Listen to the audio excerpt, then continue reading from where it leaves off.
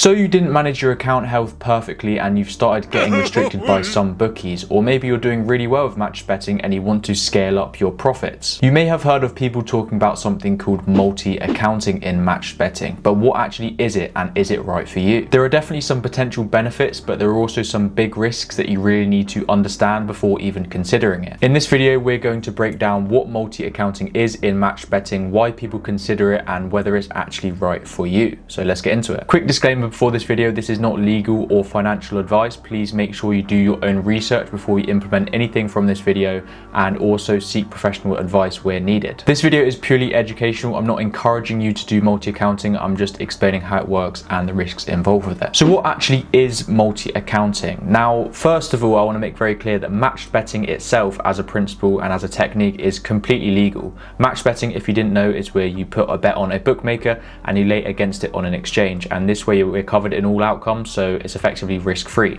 and we can use promotions like free bets and odds boosts and stuff like that to lock in profit risk-free. Multi-accounting is where someone uses another person's bookmaker accounts, usually a friend or a family member, to access bookmaker offers, for example the sign-up offers or the reload offers, on a consistent basis. That means using all of their details to sign up and place bets. On paper, this sounds amazing. If you didn't know, with match betting you can easily make between £500 to £1,000 a month consistently. That's just using your own account. So if you think you can make that amount with one set of accounts, you can make double that of two, triple that of three, and so on. So on paper, it sounds great. You can go through all the sign-up offers again and all the reload offers on a consistent basis and effectively just make double or triple, or however many accounts you have, that amount of profits. That, I think, is why so many people consider it. However, the most important part is it's not all sunshine and rainbows with multi-accounting. Again, this is not legal advice, but I think multi-accounting sits in sort of a grey area legally. Multi-accounting is against bookmaker terms of service on more or less all bookmakers, but in terms of breaking the law, it's kind of unclear whether it's actually breaking the law or not. You might have seen some old news stories. There was one a couple of years ago about the headline being the man was jailed for multi-accounting on betting accounts, but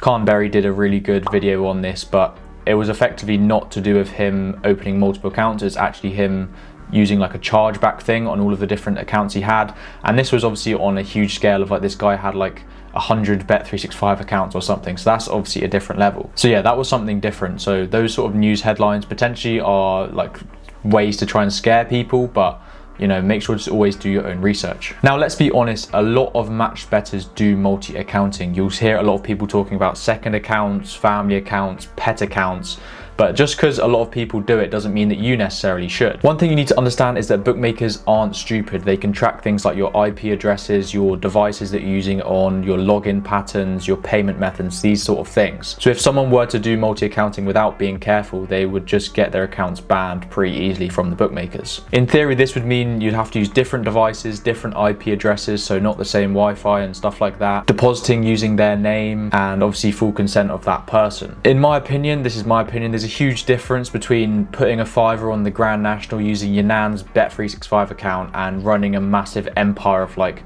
100 betting accounts. There's a huge difference, I think, both legally and just in general between those two things. A few important points if you're even considering this is to never buy accounts online. I think it's just a stupid thing to buy accounts online. You don't know whose the account is, you don't know who you're buying it from, and there's so many risks associated with that, both like legally and financially. You might not be able to get your money back if you put money into the betting accounts and stuff like that. I have heard some horror stories about that. So never buy accounts online. And obviously, if you were going to do it, you need to do it with someone you completely trust. So like a close family member, close friend, those sort of things. And the most important thing is you need to do your own research. You need to go through and decide whether it's right for you. My personal advice is, before you even consider multi-accounting, you need to have fully maximized your own betting accounts and your own profits with matched betting. That means all the sign-ups, all the reloads, and managing your account health properly to extend the lifespan of your account. For majority of people, I don't think multi-accounting is necessary, because majority of people only want to make a few £100 extra on a weekend just by putting in like